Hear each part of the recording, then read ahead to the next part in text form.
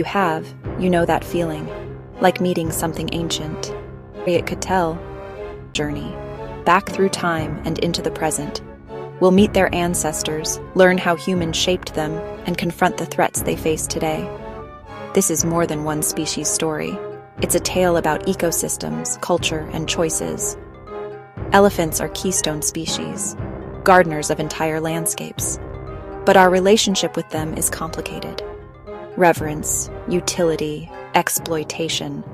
And right now, their future hangs in the balance. So let's begin. The making of an elephant. Stick around. There's a lot more than tusks and trunks to this story. Also, they will probably judge your picnic choices. Now, back through deep time to meet the ancestors that shaped them.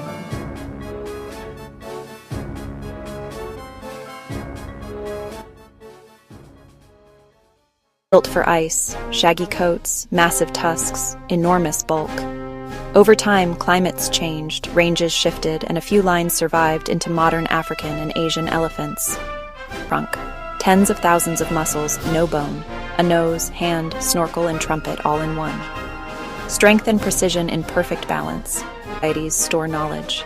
Water maps, seasonal memory, social history.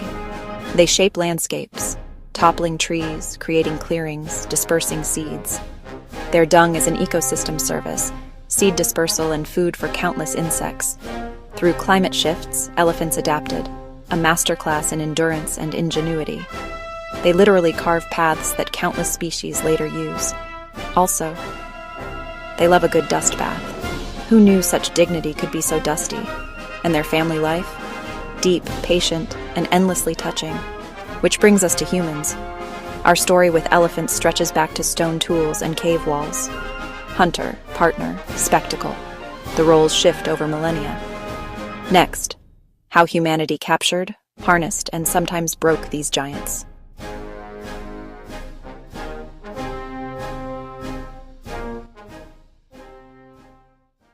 Capturing wild calves for work or pageantry has been cruel and widespread. Practices like fajan, the breaking of will, have left deep scars on individuals and cultures. They became living bulldozers and cranes, invaluable for heavy work. And then entertainment, circuses, tourist rides, profit often trumped welfare.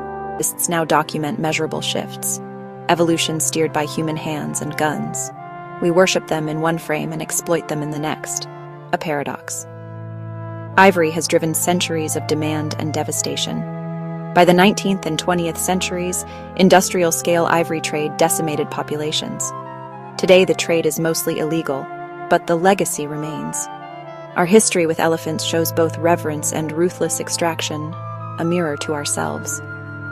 But it's not all despair. Now we move to the present, where new challenges are reshaping what it means to be an elephant.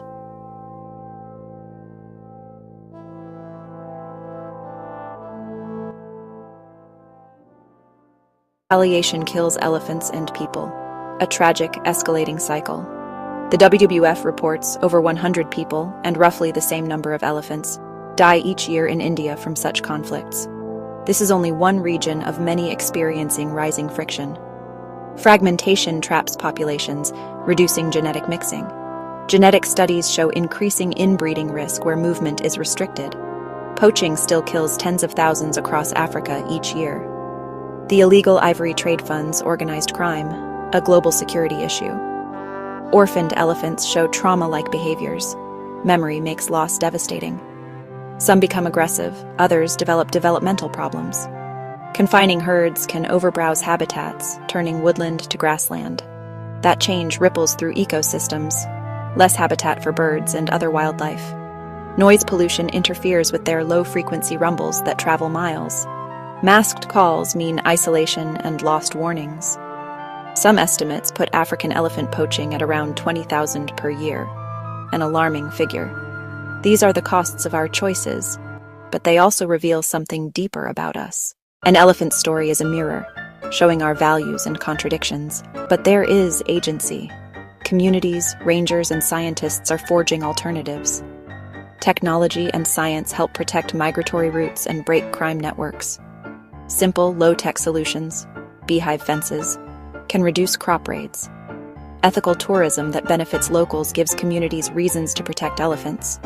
We face a forked road, continue short-term exploitation, or choose coexistence. Choosing the latter is a moral and practical necessity. Also, don't picnic in elephant country unless you like very large, opinionated guests. Jokes aside, people on the front lines remind us hope is real. Systemic change, land use planning, anti-poaching enforcement, international cooperation matters. Restoring corridors reconnects fragmented populations. Their story asks, what do we want our legacy to be?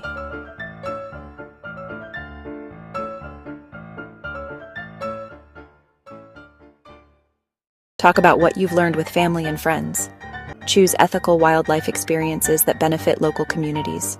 Say no to rides and exploitative interactions. Support reputable NGOs, anti-poaching units, and community programs. Even small donations can help protect corridors and rangers on the front line. Support or advocate for practical solutions. Beehive fences, early warning systems, community incentives. Help restore habitat. Engage with policy. Support laws that protect wildlife corridors and curb illegal trade. Sign petitions and hold companies accountable for supply chains. There's hope. Rescues, corridor restores, and community conservation succeed when we act together. Small wins add up. Imagine your grandchild one day looking into that same wise eye. What story will they tell? If this moved you, comment below with your thoughts. Share this video, like and subscribe for more journeys into our natural world. The gentle giants are waiting. Let's answer them with compassion.